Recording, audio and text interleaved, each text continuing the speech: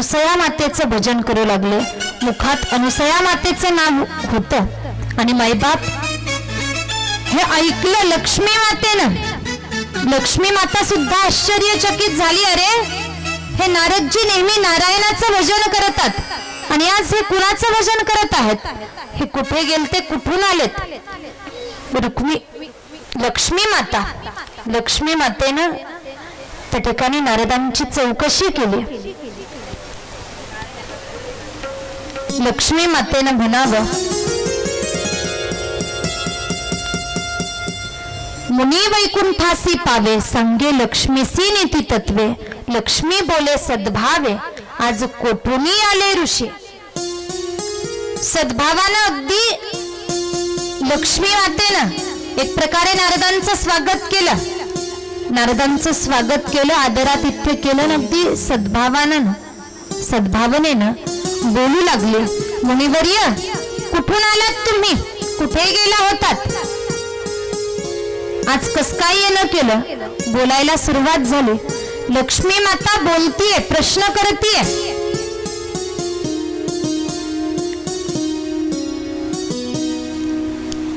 आणि आता नारदजी बोलू लागले, माते मी मृत्यू लोकामध्ये गेलो, मृत्यू लोकी केले गमन, सांगतो मी वर्तमान सर्वही तुम्हा लागे। मी मृत्यू लोकामध्ये गेलो होतो, तिथं काय आश्चर्य घडलं तुम्हाला सांगतो माते। इथं सुद्धा आग लावायची, इथं सुद्धा कळ करायची। पहा, मृत्यू लोकात गेलो होतो, तिथं काय घडलं ते तुला सुद्धा सांगतो माते।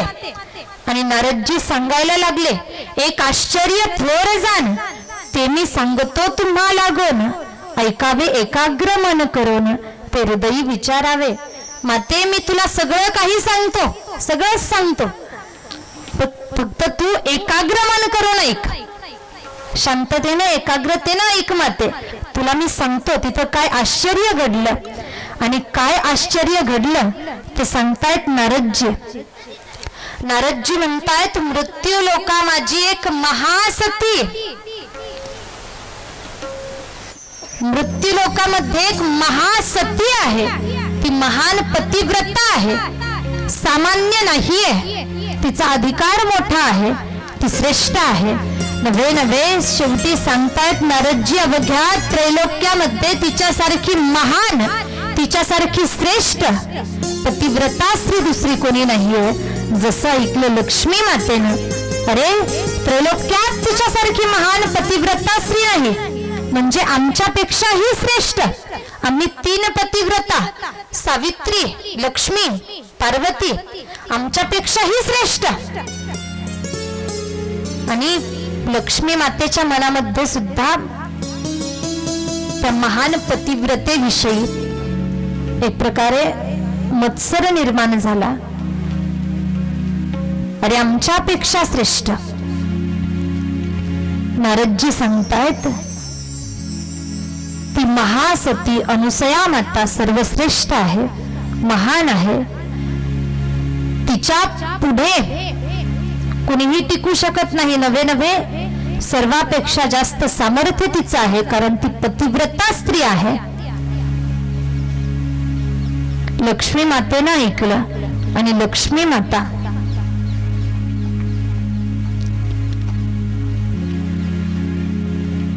नाराज होऊ लागली, उदास झाली, अरे आम्ही श्रेष्ठ पतिव्रता।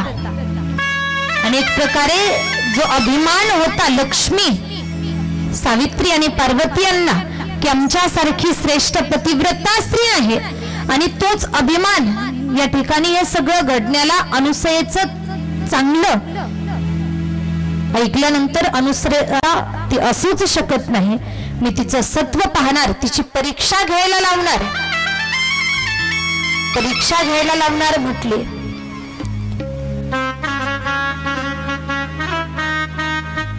आणि आता यानंतर लक्ष्मी माता कशा प्रकारे विष्णूंना सांगणार आहे ते पुढे वर्णित करायचंच आहे, वर्णायचंच आहे। पहा, नारदांना अनुसया मातेचं गुणगान गातात, या ठिकाणी येऊन सुद्धा सर्वांना सांगू लागले अनुसया श्रेष्ठ आहे, तिचा पतिव्रता धर्म श्रेष्ठ आहे, तिच्यासारखी श्रेष्ठ स्त्री दुसरी कोणी नाहीये, पतिव्रता स्त्री दुसरी कोणी नाहीये. पार्वती मातेनं मात्र नारदांना लांबूनच पाहिलं. आणि आता पहा नारदजी समोर, लक्ष द्या माता वर्ग. नारदजी हे पार्वती मातेचे गुरु आहेत. नारदजीनं लांबूनच पाहिलं की रे माझे गुरुजी आलेत. पार्वती माता आणि भगवान भोलेनाथांचा विवाह हा नारदांच्याच मध्यस्थीनं पार पडला होता. विवाहा अगोदर नारदांनी पार्वती मातेचं भविष्य सुद्धा सांगितलेलं होतं की पार्वती तुला भोलेनाथ पती म्हणून मिळणार आहेत. पार्वती मातेचं भविष्यही नारदांनी अगोदर सांगितलेलं होतं. आणि पार्वती मातेनं नारदांच्या उपदेशावरनं भोलेनाथांच्या प्राप्तीसाठी मोठी तपश्चर्या केली होती. नारदांच्याच मध्यस्थीनं भोलेनाथ आणि पार्वती मातेचा विवाह सोहळा पूर्ण झालेला होता. आणि नारदजींना येताना पाहिलं. पार्वती माता प्रसन्न झाल्या. अरे माझे गुरुजी येत आहेत. आनंदित झाली पार्वती माता, प्रसन्न झाली. नारदांना येताना पाहिलं. नारदजी आले. नारदांचं आदरातिथ्य झालं. बसण्यासाठी आसन टाकलं. नारदांचं पूजन केलं गेलं. हवं नको काय ते विचारल्या गेलं. आणि आता पार्वती मातेनं नारदांना बोलायला सुरुवात केली आहे. पार्वती माता म्हणतायत. पार्वती मातेनं म्हणावं. पार्वती म्हणे नारदासी आज आले बहुता दिवशी, या कैलास शिखराशी कृपा केलीस आपण. कृपा करून फार दिवसानंतर या ठिकाणी आलात. खूप दिवसानंतर तुम्ही कैलास पर्वतावरती आलात. नारदजी एक प्रकारे तुमचं स्वागत आहे. पार्वती माता आनंदी होती, प्रसन्न होती. आपले गुरुजी आलेत. आणि नारदजींना प्रश्न केला पार्वती मातेनं. बोला, तुम्ही आजपर्यंत कुठे होतात, कुठे गेलात, कुठे कुठे भ्रमंती केली आहे आणि आता तुम्ही कुठून आलायत सांगा मला. आणि नारदजी, गुरुजी तुम्ही आज वेगळंच काहीतरी गुणगान गाताय. नेमकं कुणाचं गुणगान गाताय? कुठून आलात तुम्ही? आणि याही ठिकाणी नारदांनी अगदी कौतुकानं बोलायला सुरुवात केली. अनुसया मातेचं कौतुक करू लागले. नारदजी पुन्हा म्हणतायत. मृत्यूलोकी सती ते अनुसया, तिने तोडर बांधिले पाया. इतुका शब्द ऐकून या दुःखित झाली अंतकरणे. स्त्री अनुसयाला म्हटलं जाते. क्रोधात आली, रागात आली आणि असं घडलंच कसं, असं होऊ शकतं कसं, म्हणून रागात येऊन त्या ठिकाणी रुसून बसली. भोलेनाथ तर बाहेर गेले होते आणि भोलेनाथांचं अचानक कैलास पर्वतावरती आगमन झालं. कैलास पर्वतावरती. आणि पहा, पार्वती मातेचा अगदी रोजचा नियम. आपले स्वामी, आपले पती जर बाहेरून थकून आले, काबाड कष्ट करून थकून आले, भ्रमंती करून आले, तर पहा घरातल्या प्रत्येक स्त्रीनं पती जर बाहेरून थकून आलेत, कामधंदा करून आलेत, तर पती आल्यानंतर 4 शब्द चांगले बोलले पाहिजेत. पतीला काय हवं नको विचारलं पाहिजे. तुम्ही थकून आलात का, दमून आलात का, 4 शब्द जर तुम्ही तोंड भरून पतीला बोललात ना, अगदी त्यात पतीचा थकवा त्या 4 शब्दातच काही प्रमाणात निघून जातो. पण आमचं होतं असं उलट होतं. आम्ही काय करतो माता वर्ग, जेव्हा पती घराच्या बाहेर असतात, कामानिमित्त घराबाहेर असतात, काम करत असतात, तोपर्यंत त्यांच्या पाठीमागे आम्ही आनंदात राहतो. अख्खा दिवस आमचा प्रसन्नतेने आनंदात जातो. पण एकदा का पती घरी आले, घरी आल्याबरोबर काहीतरी कटकट चालू होते. हे असं व्हायला हवं होतं, ते तसं झालं नाही. इथे हे हवं होतं, हे आणायला पाहिजे होतं, ते आणलं नाही. कटकट चालू होते. बरोबर की नाही? म्हणजे असं दाखवल्या जातं की आम्ही फार दुःखी आहोत, आम्ही फार कष्टी आहोत, आम्ही फार त्रासात आहोत. मायबाप सांगेन मी तुम्हाला या ठिकाणी, ज्या वेळेला आपले पती दमून काबाड कष्ट करून बाहेरून येतात, थकून येतात, ते बिचारे दिवसभर कुटुंबासाठी, परिवारासाठी राबत असतात, कष्ट करत असतात. घरी आल्यानंतर त्यांना अगदी तांब्याभर पाणी घेऊनच समोर जा. तुम्ही दमलात का, थकलात का, विचारा. आज काय काय केलं, खूप त्रास झाला का? 4 शब्द जर तोंड भरून बोललात ना तुम्ही, त्यांचा थकवा आपोआप नाहीसा होईल. त्या केलेल्या कष्टाचंही त्यांना काही वाटणार नाही. हा एवढा प्रयोग मात्र करून पहा, घरातलं वातावरण आनंदित राहील. पार्वती मातेचा नियम, भगवान भोलेनाथ जर बाहेरून आले, भ्रमंती करून आले, तर पार्वती माता लगेच चौकशी करणार. स्वामी कुठे गेला होतात, काय काय पाहून आलात. चांगले बोलणार, अगदी मनमोकळ्यापणानं तोंड भरून बोलणार, भोलेनाथांची स्तुती करणार. आणि आज मात्र काहीतरी आगळं वेगळं विचित्रच घडतंय. पार्वती माता रुसून बसली होती, भोलेनाथ कैलास पर्वतावरती आले. पहा, पार्वती माता एकांतात जाऊन बसली. त्या ठिकाणी कुठेतरी कोपऱ्यात म्हणा, कुटियाच्या कोपऱ्यात जाऊन बसली, एकांत बसली जाऊन. रुसली असती भवानी सदाशिवावरती. तेव्हा अनुसया मातेचं गुणगान ऐकलं. ती माझ्यापेक्षाही श्रेष्ठ पतिव्रता स्त्री आहे. भोलेनाथांच्या समोर येत नव्हती. पार्वती माता जागेच रुसून बसलेली राहिली. आणि पहा, भगवान भोलेनाथांनी पाहिलं की पार्वती रुसून बसलेली आहे. पार्वतीला विचारू लागले, पार्वती अगं झालं काय, का रुसलीयस, का रुसून बसलीयस?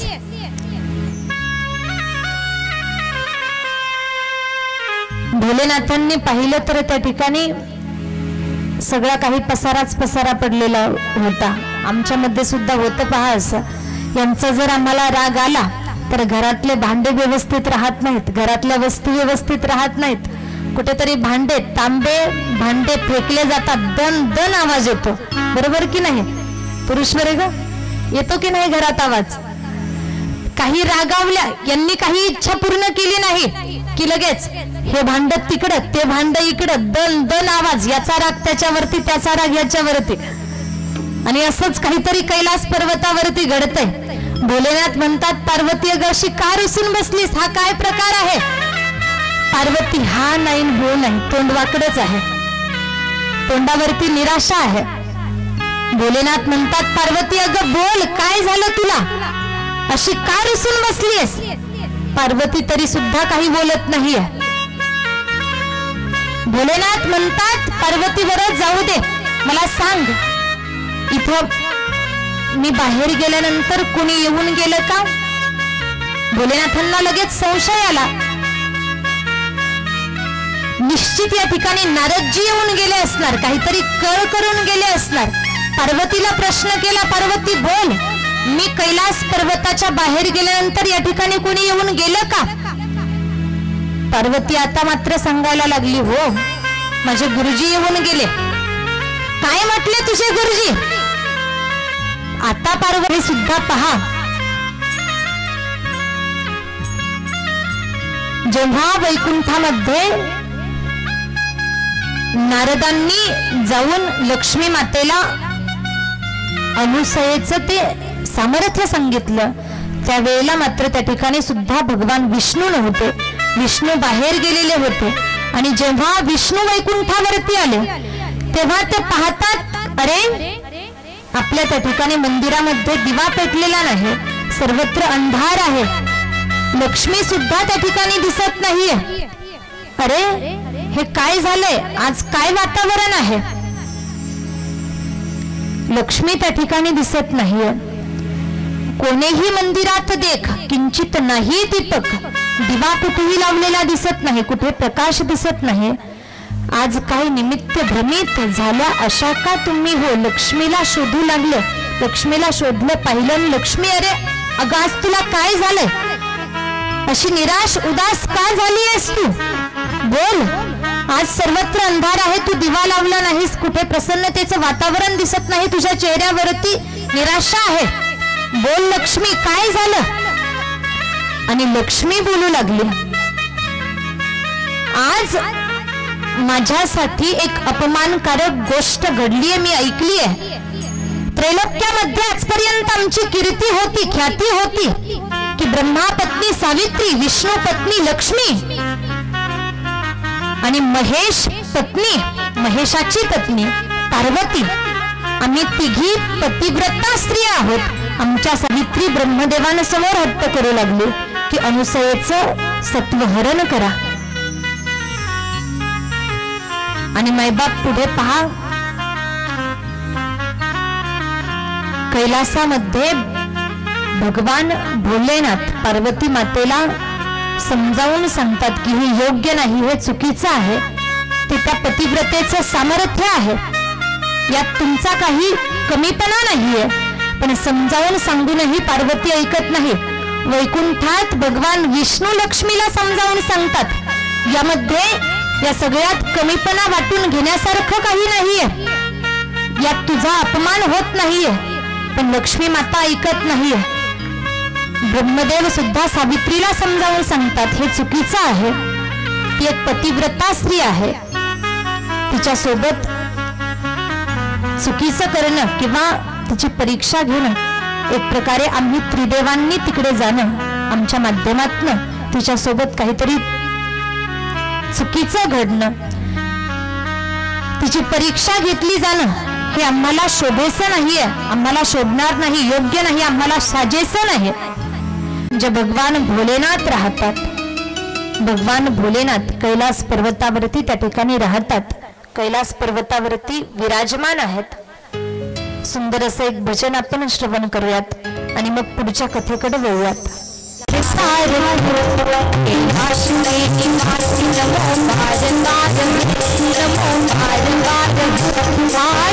शरण तिहारी प्रभु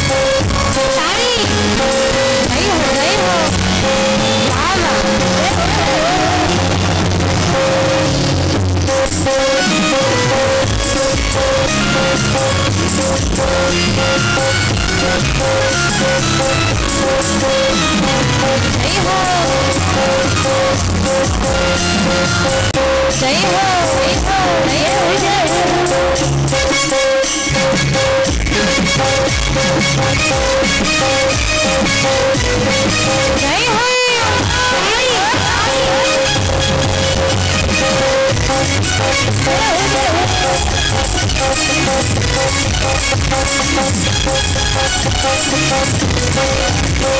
भक्तों को कभी शिव तूने निराश ना किया,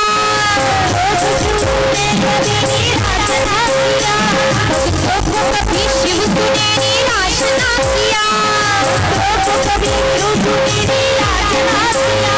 माता जिन्हें जो चाहा वरदान दे दिया, माता जिन्हें जो चाहा वरदान दे दिया, माता जिन्हें जो चाहा वरदान दे दिया, माता जिन्हें जो चाहा वरदान दे दिया। ताकि तेरा दायरा बढ़ाता ताकि तेरा दायरा बढ़ाता ताकि आयो आयो आयो हमारी प्रभु तार सार कैलाश के निवासी नमो बार बार नमो बार बार आयो शरण हमारी प्रभु तार सार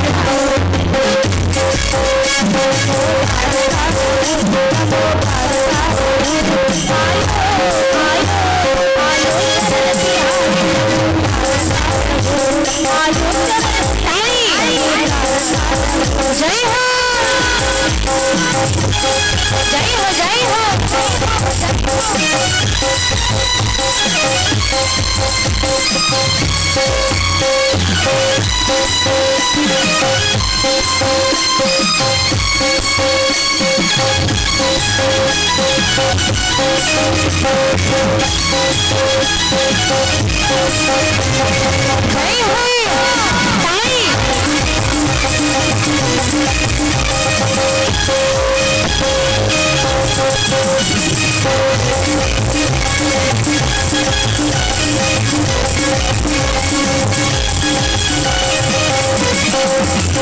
बखान क्या करूं मैं लाखों की भीड़ का, बखान क्या करूं मैं लाखों की भीड़ का, लाखों की भीड़ का।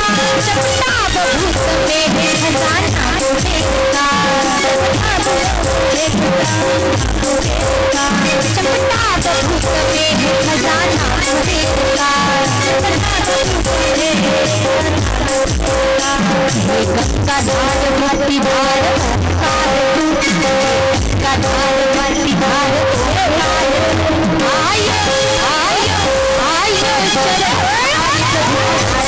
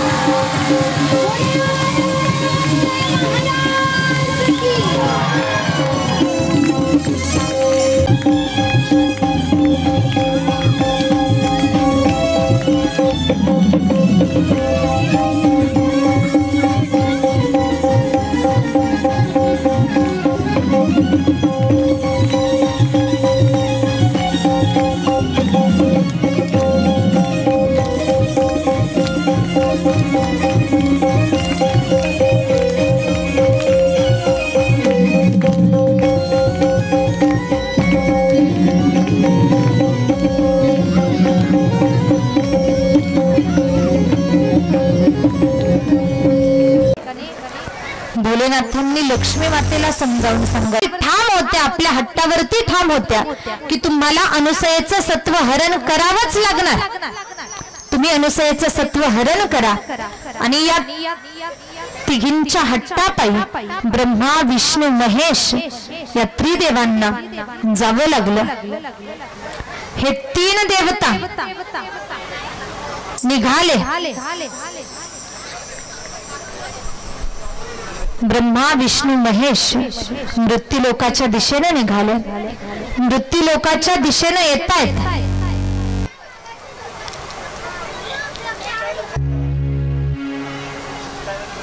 मृत्यूलोकामध्ये येताना बद्रिकाश्रमाच्या दिशेने जाताना अत्रि ऋषींच्या आश्रमात जाताना या तिघांनी पहा समोर लक्ष द्या, त्रिदेव ब्रह्मा विष्णू महेश आहेत असंच या रूपात जाऊन उपयोग होणार नाही। या रूपात गेलो तर अनुसयेचं सत्व हरण करता येणार नाही, वेगळं रूप धारण करावं लागेल। ब्राह्मण वेश धारण केला, भगवे वस्त्र अंगावरती धारण केले, त्रिदेव निघाले, संन्यासाचा वेश महात्म्याचा वेश धारण केला, निघाले आणि जाता जाता पहा जाता जाता जाता अत्रि ऋषीचे झाले दर्शन। तो ऋषी अरण्या माझी जाऊन करिता होय आणि हात जोडून त्या ठिकाणी नमस्कार केला आणि मनोमन स्वतःला कुठेतरी भाग्य उजळलं म्हणू लागले की आम्हाला अनुसया मातेचं दर्शन लाभतंय। स्वतःची स्तुती करू लागले, स्वतःच्या भाग्याची स्तुती करू लागले। अरे खरेच आमचं भाग्य उदयाला आलं, अनुसयेचं दर्शन आम्हाला लाभलं। एवढी श्रेष्ठ अनुसया माता। पुढे पहा,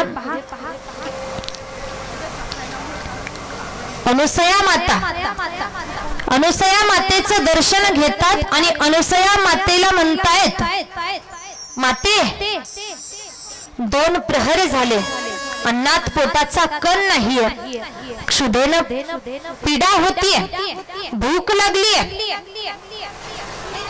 आमच्यासाठी जेवणाची खाण्याची भोजनाची व्यवस्था कर। समोर लक्ष द्या, पहा गोंधळ कमी करायचा। कथा ऐकायची ना, सर्वांना माहिती आहे, तुम्हाला कथा ज्ञात आहे, प्रसंग तुम्हाला माहिती आहे, तरी सुद्धा शांततेने ऐका। हे 3 महात्मे म्हणा, महात्म्याच्या रूपात आलेले ब्रह्मा विष्णू महेश सांगतायत, माते फार भूक लागलीये, भोजनाची व्यवस्था कर। आणि जसं ऐकलं अनुसया मातेनं की आपल्या द्वारी काही महात्मे आलेत, भोजनाची व्यवस्था करायला सांगतायत, भूक लागलीये त्यांना, ती लगेच म्हटली, नित्य जमीन पेरती धान, ऋषी करीती कोरे भजन, तृप्त होती साधू संत जन, ते अन्न तुम्हा वाढते मी। अनुसया मातेचं सामर्थ्य पहा,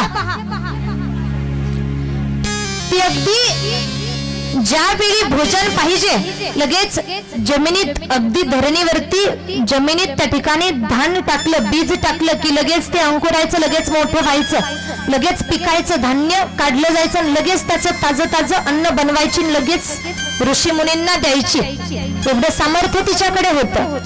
ती अनुसया माता म्हटली, मी जशा प्रकारे साधू संतांना, अनेकांना, ऋषी मुनींना भोजन देते, तशाच प्रकारे अगदी तुम्हाला भोजन देते, तुम्ही फक्त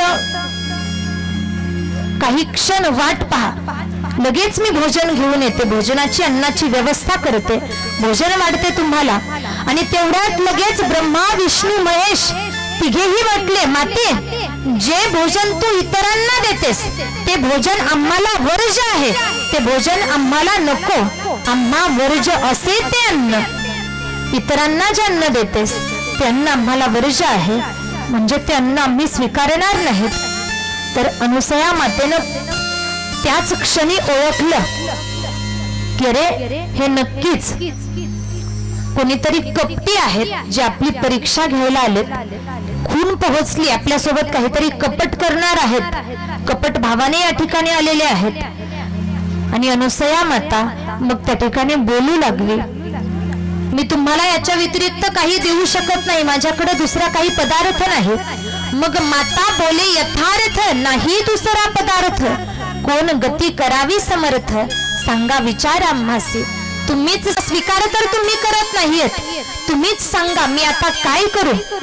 आणि त्या वेळेला ब्रह्मा विष्णू महेश जे साधूच्या त्या ठिकाणी संन्याशाच्या रूपात वेशात आहेत ते म्हणतायत,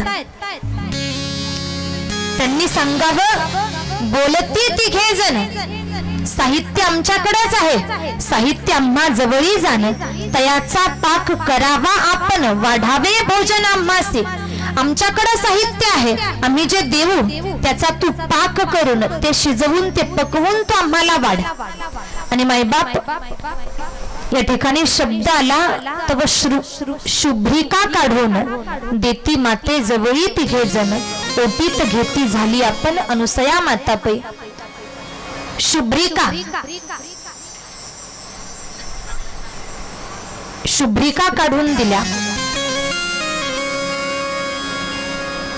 आणि अनुसया मातेनं त्या ठिकाणी आपल्या ओटीमध्ये, ज्याला आपण पहा म्हणून आपल्या साध्या सोप्या भाषेत, तुमच्या इकडे काय म्हणतात मला माहिती नाही, पण साळी म्हटलं जातं आमच्या भागात.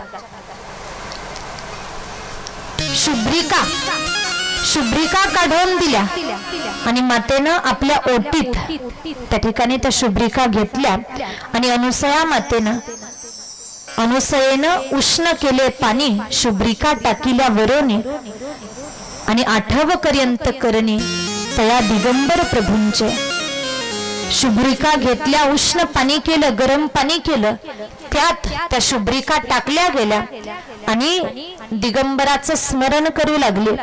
दिगंबराचं स्मरण केलं आणि मायबाप त्या शुभ्रिका एक प्रकारे, मी या शुभ्रिकांची एक प्रकारे पाक म्हणा किंवा खीर म्हणा, खीर बनवलेली आहे. तुम्ही आसनावरती बसून घ्या, मी आता तुम्हाला हा पाक वाढते. तुम्हीच दिलेल्या शुभ्रिका, याच पासून बनवलेला पाक, याच पासून बनवलेली खीर मी तुम्हाला वाढते. तुम्ही याचा स्वीकार करा आणि संतुष्ट व्हा.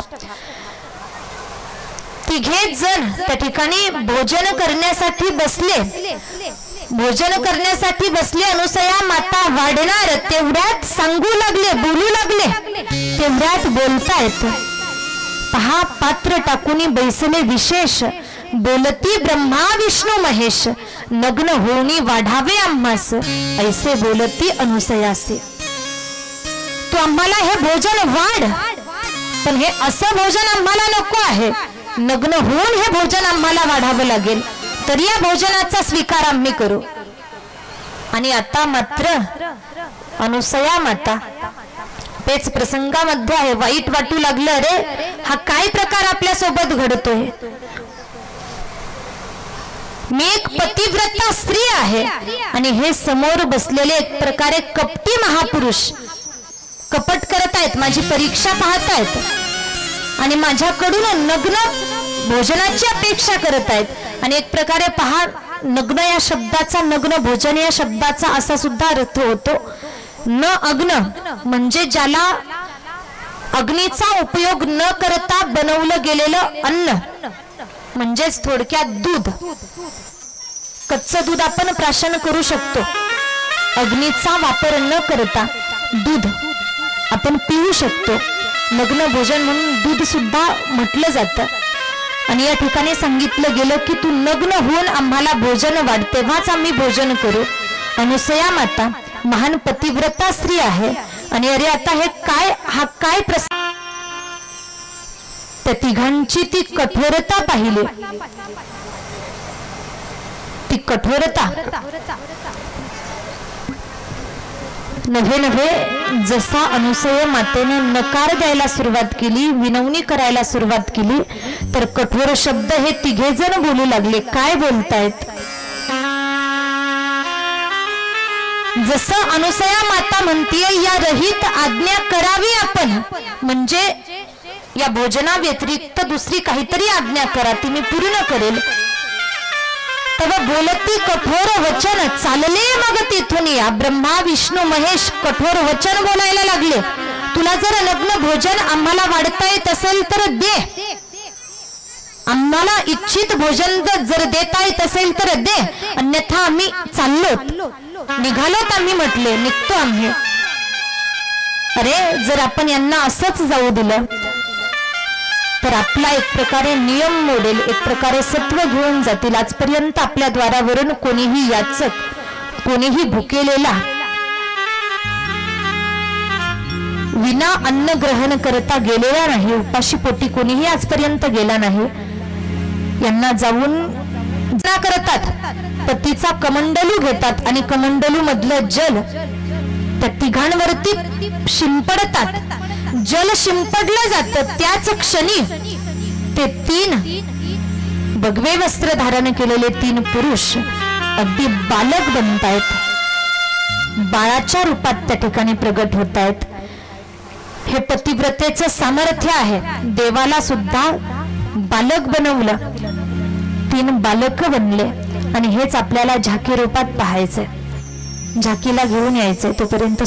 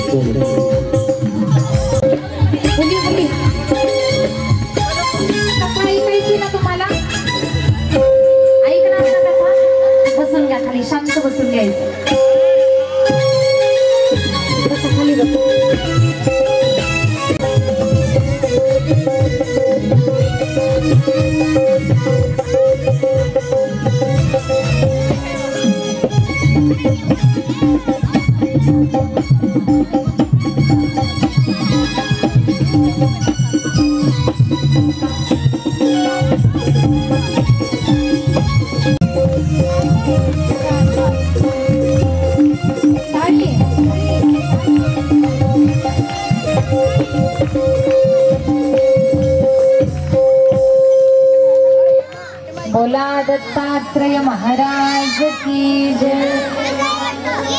बाकी त्यांनी बसून घ्यायचंय शांत। आता कथेकडे लक्ष द्या। अनुसया मातेनं कमंडलू मधलं पाणी ते तिघांवरती टाकलं ना बाळ झालं। स्वतःच्या हातानं त्यांना घास भरवला नव्हे नव्हे तर त्यांना बाळांना दूध पाजलं आणि मायबाप जशी इच्छा होती लग्न भोजन तशा प्रकारे इच्छित भोजन प्राप्त झालं।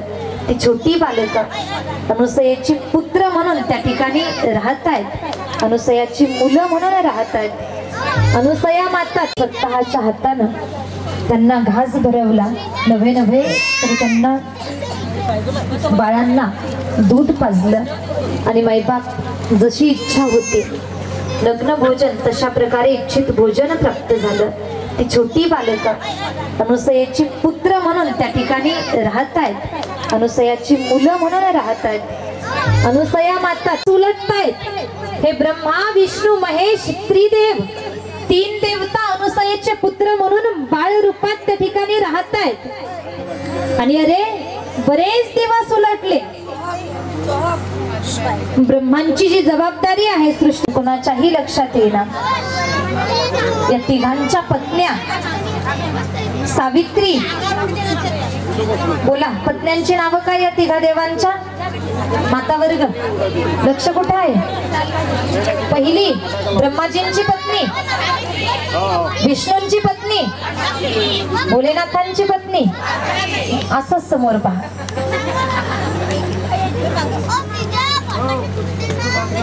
गेलेले अनुसयाचं सत्व हरण करण्यासाठी गेलेत, अजून परतलेच नाहीत। ते कुठे असतील, कशा स्थितीत असतील, अजून आले का नाहीत? अनेको प्रश्न मनामध्ये निर्माण व्हायला लागले, अनेको प्रश्न मनात निर्माण होत आहेत। अरे आमचे स्वामी कुठे आहेत, कशा स्थितीत आहेत, त्यांचा शोध घेतला पाहिजे।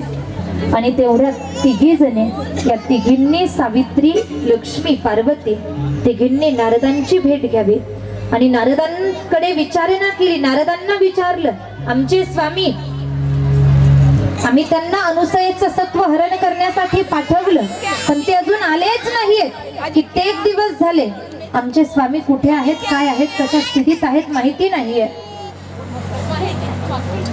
तुम्ही एक काम करा, आमच्या स्वामींचा शोध घ्या आणि त्यांना त्यांच्यापर्यंत आमचा निरोप पोहोच करा की तुम्हाला तुमच्या पत्न्यांनी नवे नवे तर तुमचं कार्य करण्यासाठी तुम्हाला परत बोलावलेलं आहे। तुमची जबाबदारी तुम्हाला पूर्ण करावी लागेल। ब्रह्मदेवांकडे सृष्टी विस्ताराची जबाबदारी, विष्णूंकडे सृष्टीच्या पालनाची जबाबदारी, भोलेनाथांकडे संहाराची जबाबदारी। आपापलं कार्य पूर्ण करण्यासाठी सांगतो पण त्यांना घ्यायला काही मी जाऊ शकत नाही, कारण ते कार्य माझ्याकडनं होणार नाहीये, माझ्याकडनं ते कार्य होऊ शकत नाही, घडू शकत नाही। या तिघींनाही सांगितलं गेलं, नारदांनी सांगितलं तुमचे तिघींचे पती अनुसयेनं त्यांना बालक बनवलेलं आहे, छोटी छोटी बाळ म्हणून, अनुसयेची मुलं म्हणून अनुसयेच्या आश्रमात राहत आहेत। अनुसया पहा, आणि आता त्रिदेवांच्या पत्न्या सावित्री माता, लक्ष्मी माता आणि पार्वती माता या तिघी निघाल्यात। सावित्री सत्यलोकातून निघालीये, लक्ष्मी वैकुंठातून निघालीये, कैलासावरून पार्वती माता निघालीये। स्वागत करायचं यांचं सर्वांनी। दिगंबरा दिगंबरा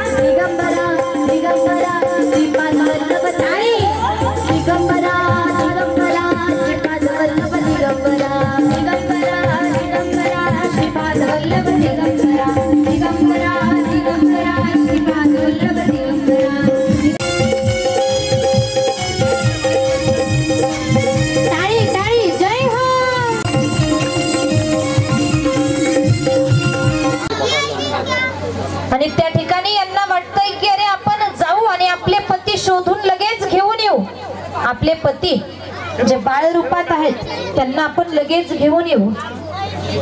त्या ठिकाणी येता येतं. अनुसयेकडे गेल्या. अनुसया मातेला विचारू लागल्या, अनुसये, पण यांचा अजूनही अहंकार नष्ट झालेला नाहीये. अनुसये, आमचे पती कुठे आहेत? बोल, आमचे पती कुठे ठेवलेत तू? अनुसयेनं विचारलं, कोण तुम्ही? तुमचे पती कोण? मला का विचारत आहेत? बोला, तुम्ही तर दिसायला चांगल्या कुलातल्या वाटतात, सदाचारी दिसतायत, अगदी चांगल्या घराण्यातील वाटतायत आणि बोलायला अशा उद्धटपणे का बोलतायत? कोण आहात तुम्ही? सांगा, कोण आहात? यांनी आपली ओळख करून द्यावी. ब्रह्मांची पत्नी सावित्री म्हणतीये, मी ब्रह्मदेवांची पत्नी सावित्री आहे. दुसरी म्हटली मी विष्णूंची पत्नी लक्ष्मी आहे.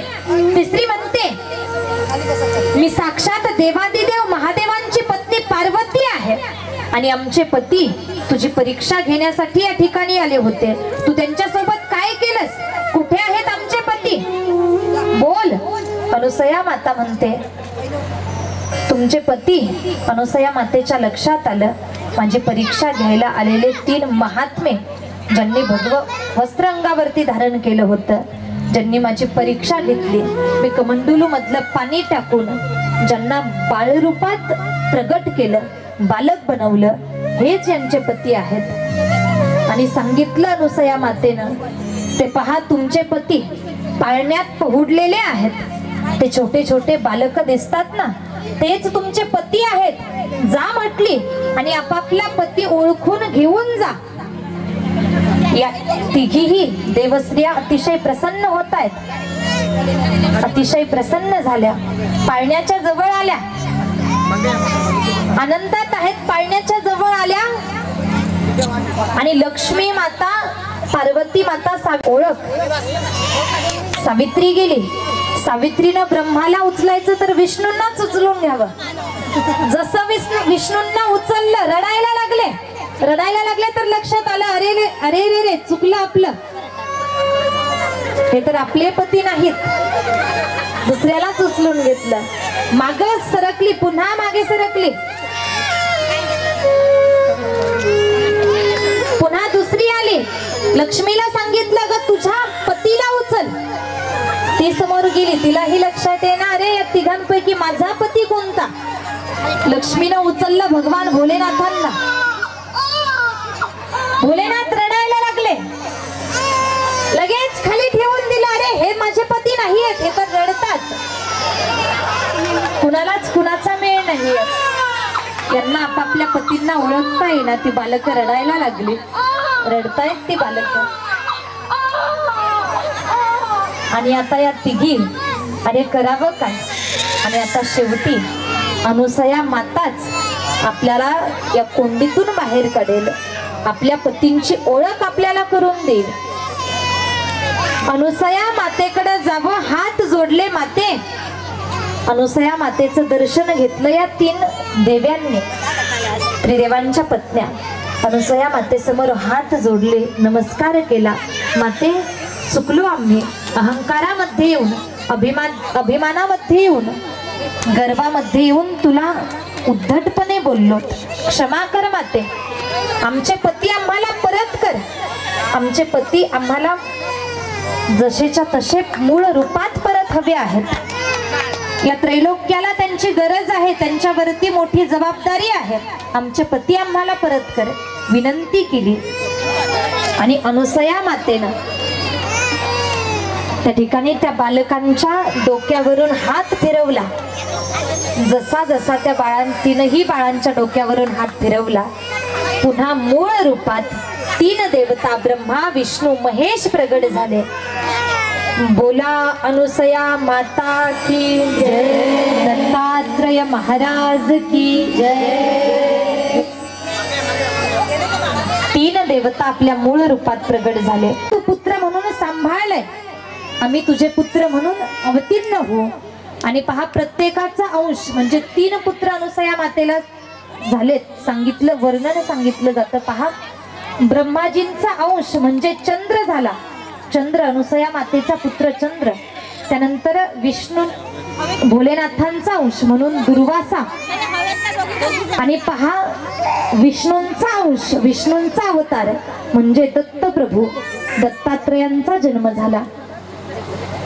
अनुसयेचे पुत्र दत्तप्रभू बनले. बोला दत्तात्रय महाराज की जय. दत्तात्रयांचा जन्म झाला आणि त्याच जन्माचा सोहळा एक भजन आपण करू.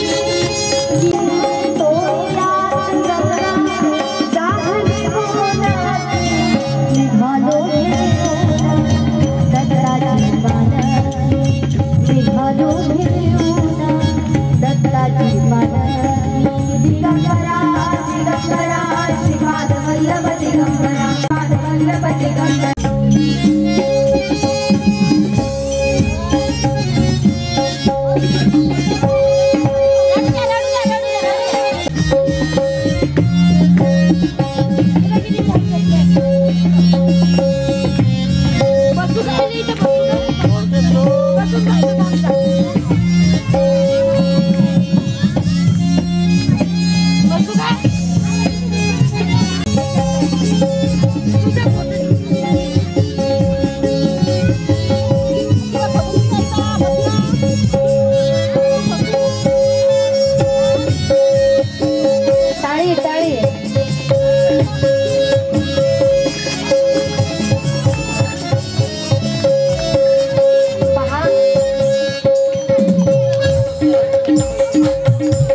आणि लक्ष्मी माता होत्या, बाळाची काळजी तर घेतच होत्या.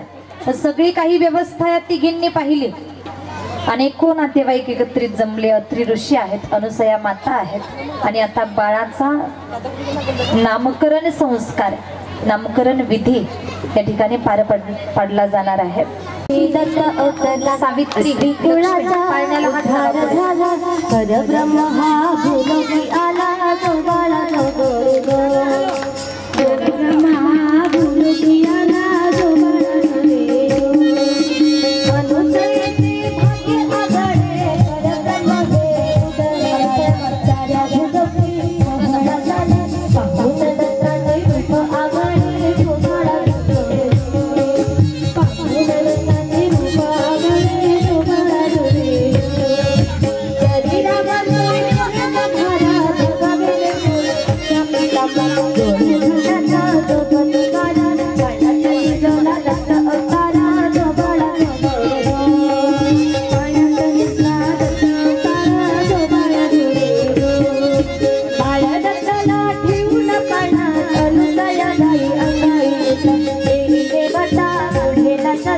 बाळदत्ताची भेट काढता तो बाळ गोरे गो.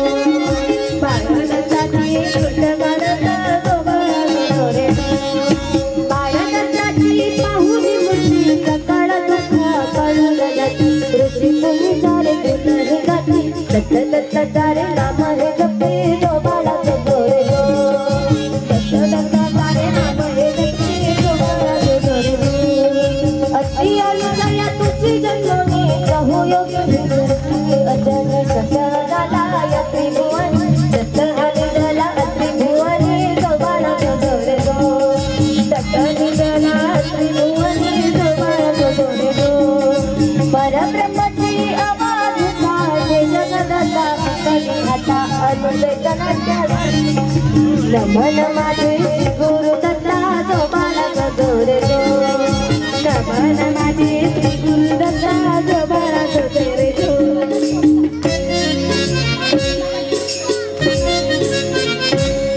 बोला दत्तात्रय राज की जय. आरती अनुसया धन्य धन्याय ओमिया. दत्त राजा करी हे ओमी तुझा लागी तुम्ही पाया. आरती अनुसया जगताची खरी जननी तुझे स्मरण करी. अनाथवी अपराधी पदा लागी गगनाने. आरती अनुसया दत्त राजा पुत्र